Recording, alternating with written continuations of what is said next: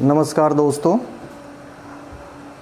Destination IAS के YouTube channel में स्वागत है आपका। एक नया विषय जो हाल ही में चर्चा में आया है उसे लेकर के हम हाजिर हैं आपके साथ। अभी एक समिट हुई है I2U2 समिट। I से 2 देश इंडिया और इज़राइल, और U से 2 देश यूनाइटेड अरब एमिरेट्स और USA।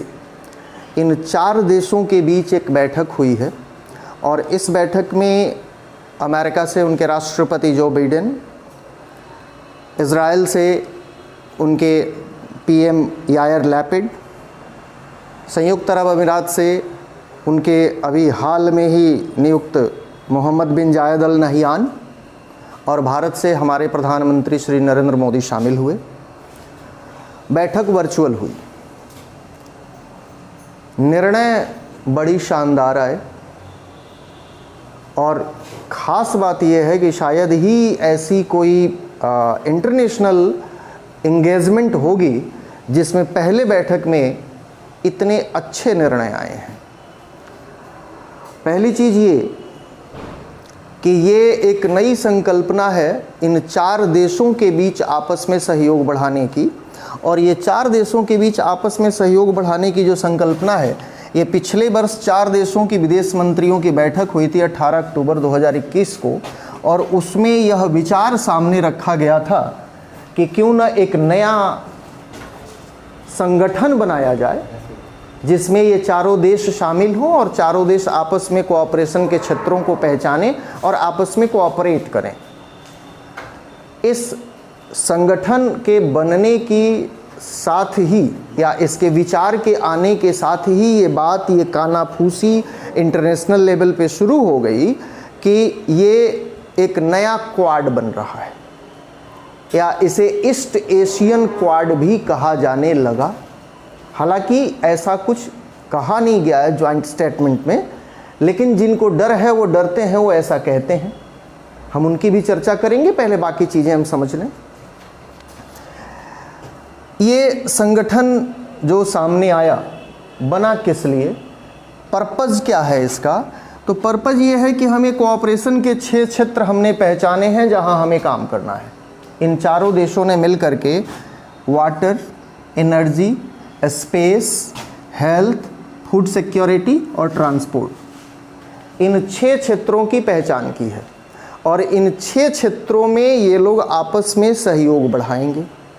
अब थोड़ा सा सहयोग बढ़ाने वाली चीज़ को थोड़ा सा समझ लिया जाए कि सहयोग किस तरह से बढ़ना है और अभी कितना है। तो देखें, इसमें जो 4 देश हैं, उस 4 देश में 3 देश डेवलप्ड की श्रेणी में आते हैं। अमेरिका, इज़राइल और UAE, ये तीनों डेवलप्ड के श्रेणी में हैं। सिर्फ एक भारत है जो कि डेवलपिंग कंट्री के श्रेणी में है।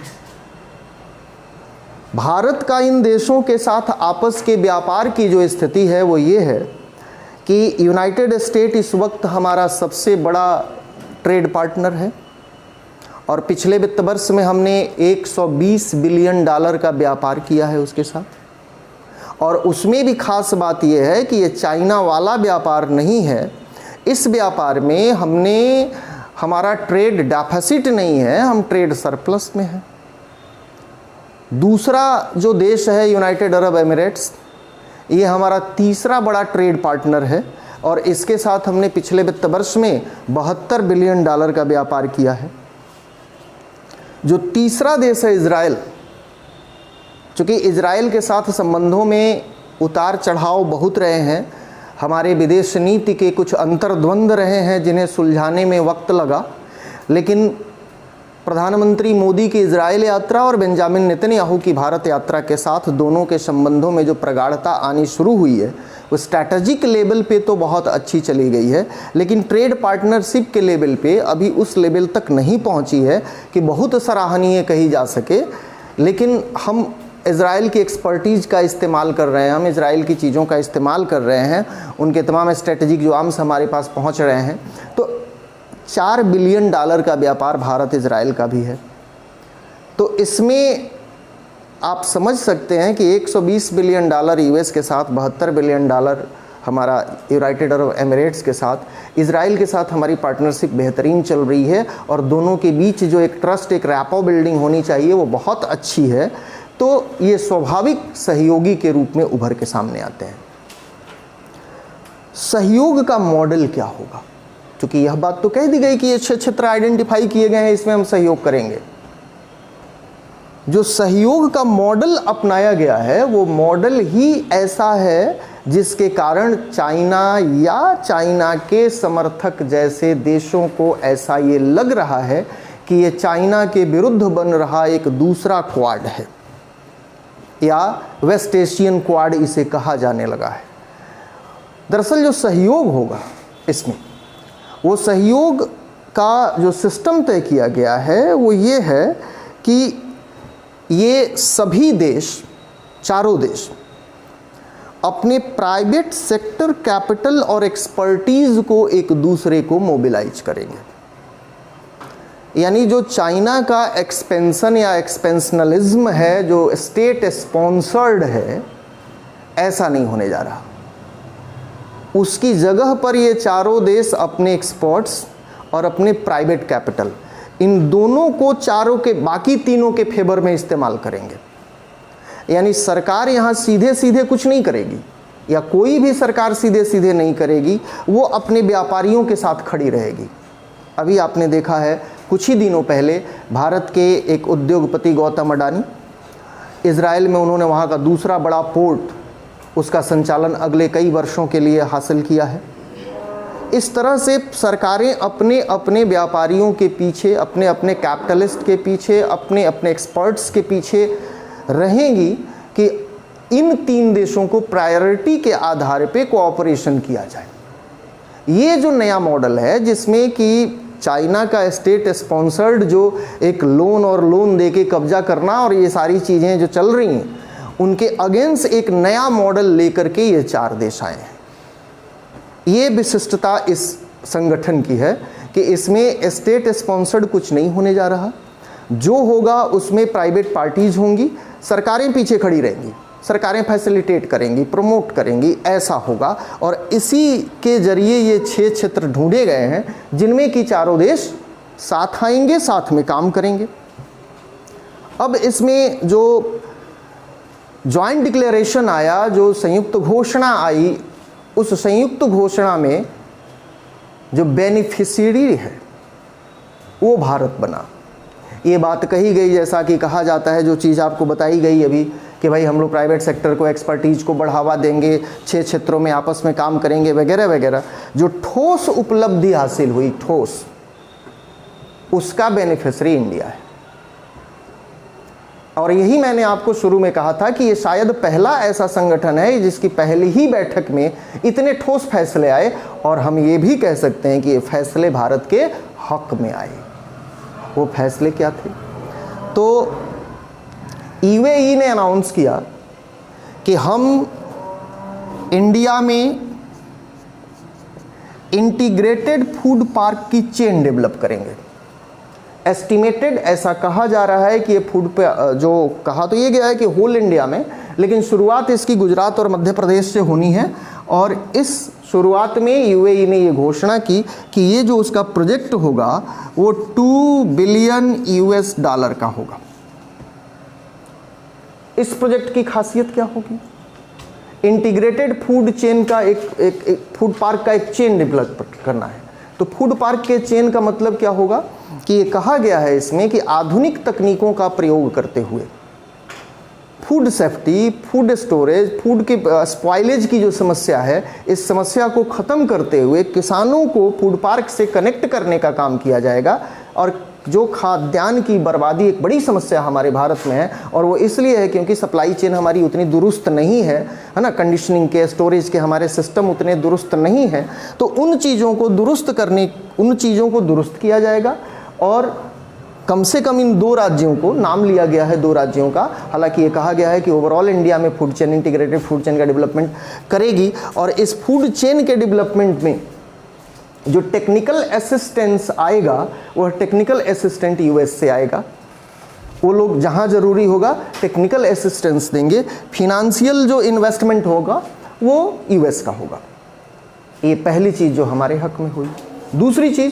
दूसरी चीज़ उसी ज्वाइंट स्टेटमेंट में कहा गया कि advance hybrid renewable energy project लगाया जाएगा। कहाँ लगाया जाएगा? द्वारका, गुजरात में। कौन लगाएगा? तो यूएस लगाएगा। कितने का इन्वेस्टमेंट है? तो 330 मिलियन यूएस डॉलर का है।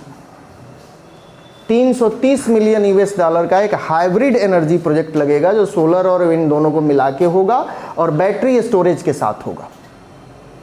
तो कुल मिला के हम देखें तो इस प्रोजेक्ट से इस समिट से जो हमें मिला वो इधर 2 बिलियन और इधर 330 मिलियन, यानी कि 2.3 बिलियन का सीधे सीधे हमें एक दिन की बैठक में लाभ पहुंचा है।